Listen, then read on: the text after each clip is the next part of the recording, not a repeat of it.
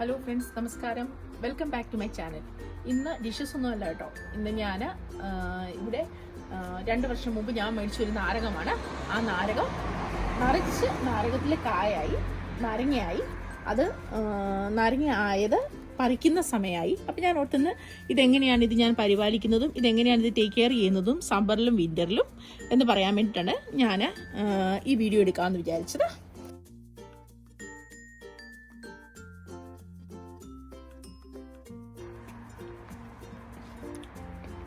Summer സമയത്ത് ഇതിന് ഒത്തിരി ടേക്ക് കെയർ ഒന്നും ചെയ്യേണ്ട ആവശ്യമില്ല. കാരണം ഇത് നമുക്ക് പുറത്ത് തന്നെ ചട്ടിയിൽ ഇങ്ങനെ വെച്ചിരുന്നാൽ മതി. എന്നിട്ട് ഇടയ്ക്കിടയ്ക്ക് വെള്ളം ഒഴിച്ചു കൊടുക്കണം, വളമിട്ട് കൊടുക്കണം. വളം നമ്മൾ കടയിൽ നിന്ന് മേടിക്കുന്ന വളം തന്നെയാണ് യൂസ് ചെയ്യാറുള്ളത്. വേറെ ഒന്നും, അത് സിട്രിക്സ് ഫ്രൂട്ട്സിന് ഇട്ട് കൊടുക്കുന്ന വളം, അത് മാത്രമേ ഞാൻ ഇടാറുള്ളൂ. പിന്നെ ഈ വിന്ററിലാണ് ഇതിന് കൂടുതൽ കെയർ വേണ്ടത്. വിന്റർ ടൈമിൽ ഞാൻ കൂടുതലും കഴിവതും, എനിക്ക് ഗ്രീൻ ഹൗസ് ഒന്നും ഇവിടെ ഇല്ല, അതുകൊണ്ട് ഞാൻ ഇത് ഓൾറെഡി ഇങ്ങനെ പുറത്ത് തന്നെ വെച്ചിരിക്കും, സ്നോ വീഴുമ്പോഴല്ല. പക്ഷെ ഒരു കാര്യമാണ്, വിന്റർ സമയത്ത് നല്ല വിന്റർ ആകുമ്പം, അതായത് ഇപ്പൊ ഇവിടെ -2-3 ഡിഗ്രി ഒക്കെയാണുള്ളത്.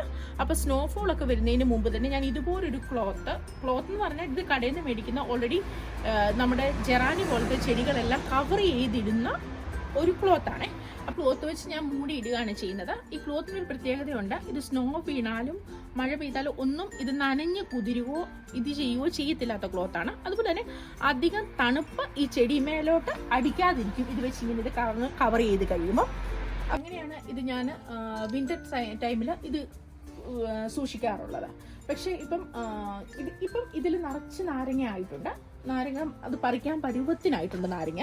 ഈ നാരങ്ങ വെച്ച് ജ്യൂസ് ഉണ്ടാക്കിയാലും, ലെമൺ ജ്യൂസ് ഉണ്ടാക്കിയാലും നല്ലതാണ്. അതുപോലെ തന്നെ ഇത് വെച്ച് അച്ചാറിട്ടാലും നല്ലതാണ്. അപ്പം ഞാൻ കഴിവതും 2 കൊല്ലമായിട്ട് ഞാൻ സ്ഥിരമായി ചെയ്യാറുള്ളത്, ഈ നാരങ്ങ ഇതുപോലെ ഈ സമയത്ത് പറിച്ചെടുത്തിട്ട് ഇത് അച്ചാറ് ഇടാനായിട്ട് റെഡിയാക്കി വെക്കും. അല്ലെ നാരങ്ങ ജ്യൂസ് കുറച്ചേറെ ജ്യൂസ് ആവുമ്പോൾ അത് കുപ്പിയിലാക്കി സൂക്ഷിക്കാറുണ്ട്. അതുപോലെ തന്നെ ഈ നാരകത്തിന് ഇതിന് പൂവിട്ടത് കഴിഞ്ഞ ഏപ്രിൽ, അതായത് ശേഷം 8 മാസങ്ങൾക്ക് മുമ്പാണ് ഈ നാരകം നിറച്ച് പൂത്ത് കഴിഞ്ഞിട്ട് അത് ഈ 7 മാസം കൊണ്ടാണ് ഈ നാരക കായെല്ലാം മെച്ചുവേർഡായിട്ട് കറക്റ്റ് പറിക്കാൻ പരുവമായിട്ട് വന്നത്.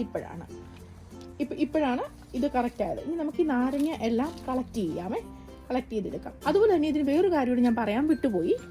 ഈ നാരകത്തിന് ഇത് കണ്ടോ, ഇതുപോലെ മുഞ്ഞ പിടിച്ച പോലെ ചില സമയത്ത് പൂവൊക്കെ വരുമ്പോൾ ഈ കീടനാശിനി ഇതിനിട്ട് കീടം ഇതേ വന്ന ഇതിൻ്റെ ഇലയും ഒക്കെ തിന്നു കളയാറുണ്ട്. അപ്പോൾ ആ സമയത്ത് ഞാൻ വേറെ അങ്ങനെ മരുന്നുകളൊന്നും തന്നെ അടിക്കാറില്ല. സാധാരണ ഞാൻ ചെയ്യാറുള്ളത്, വിനീഗർ ലൈനിക്കകത്തേക്ക് 3-4 drops soap, hand washing soap 3-4 drops add ചെയ്യും. അത് നന്നായിട്ട് കുലുക്കും. എന്നിട്ട് ഇതിൻ്റെ പുറത്ത് സ്പ്രേ ചെയ്യുകയാണ് സാധാരണ ചെയ്യാറുള്ളത്. ആ ഒരൊറ്റ സ്പ്രേ ചെയ്തുകൊണ്ട് തന്നെ ഇതിൽ വന്നേക്കുന്ന കീടങ്ങളെല്ലാം തന്നെ നശിച്ചു പോകാറുണ്ട്.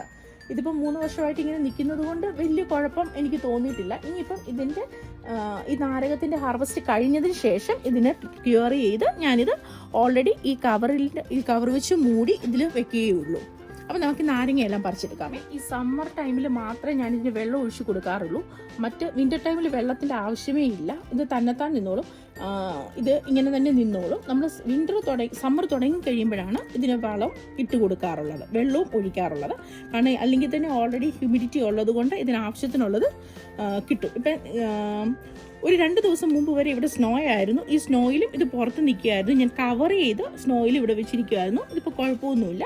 നമുക്കിതിൻ്റെ നാരങ്ങ എല്ലാം മെച്ചുവേർഡ് ആയിരിക്കുന്നതെല്ലാം പറിച്ചെടുക്കാം.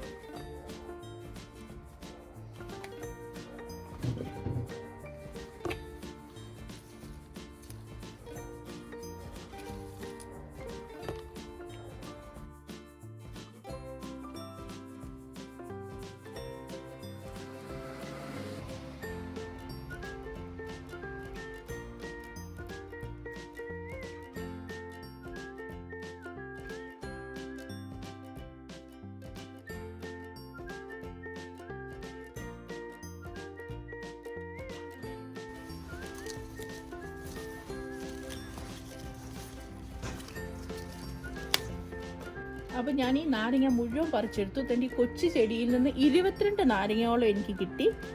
കണ്ടോ, നിങ്ങൾ കണ്ടോ, നല്ല പഴുത്ത് നല്ല പാകമായ നാരങ്ങ. ഇനി ഇത് വെച്ച് ഞാൻ എന്തൊക്കെയാണ് ചെയ്യുന്നത് എന്നുള്ളത് അടുത്ത വീഡിയോയിൽ വരും വീഡിയോയിൽ കാണാവുന്നതാണ് കേട്ടോ. അപ്പം എല്ലാവരും വീടിൻ്റെ മുറ്റത്ത് ഇതുപോലൊരു ചെറിയ നാരകം വെച്ചിട്ട് അവനോട് ആവശ്യമായിട്ടുള്ള കുറേശ്ശെ നാരങ്ങയും ഒക്കെ അതിൽ നിന്ന് പറിക്കുന്നതിൻ്റെ ഒരു സന്തോഷം വേറെ തന്നെയാണ്. ഇതുകൊണ്ട് ഇത്രയും നാരങ്ങ എനിക്ക് ഇത്രയും ചെറിയ സ്ഥലത്തു നിന്ന് ഇത്രയും നാരങ്ങ പറിക്കാമെങ്കിൽ നിങ്ങൾക്ക് സ്ഥലമുള്ളവർക്ക് ഇതിൽ വലിയ കൃഷികൾ ചെയ്യാൻ പറ്റുന്നതാണ്. പിന്നെ ഇതിന് വളമിടണമെന്നുണ്ടെങ്കിൽ നമ്മൾ വീട്ടിലത്തെ അടുക്കളയിൽ നിന്നുള്ള ചെറിയ ഈ പഴത്തിൻ്റെ അതുപോലുള്ള തൊലികൾ ഒക്കെ കൂട്ടി വെച്ചിരുന്നിട്ട് ബയോ വളമാണെങ്കിലും ഇത് ഉപയോഗിക്കാൻ നല്ലതാണ്.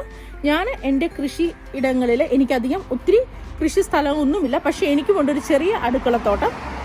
വിൻ്റർ ടൈം ഹാർവസ്റ്റ് നിങ്ങൾക്ക് എല്ലാവർക്കും ഇഷ്ടപ്പെട്ടു എന്ന് വിശ്വസിക്കുന്നു. അപ്പം അടുത്ത വെറൈറ്റി വീഡിയോയുമായി കാണുന്നതുവരെ stay tune, take care, bye by.